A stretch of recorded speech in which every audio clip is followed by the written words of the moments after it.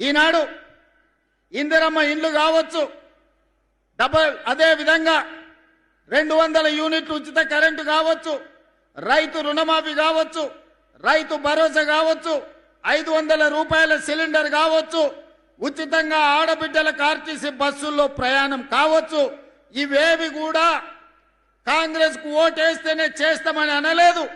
ఇవాళ ఈ రాష్ట్రంలో ఉన్న ప్రతి ఆడబిడ్డ 2 సంవత్సరాల 3 నెలలు దాదాపుగా 28 నెలల్లో ఈనాడు ఇందిరమ్మ ఇండ్లు కావచ్చు, అదే విధంగా 200 యూనిట్లు ఉచిత కరెంటు కావచ్చు, రైతు రుణమాఫీ కావచ్చు, రైతు భరోసా కావచ్చు, 500 రూపాయల సిలిండర్ కావచ్చు, ఉచితంగా ఆడబిడ్డలకు ఆర్టీసీ బస్సుల్లో ప్రయాణం కావచ్చు.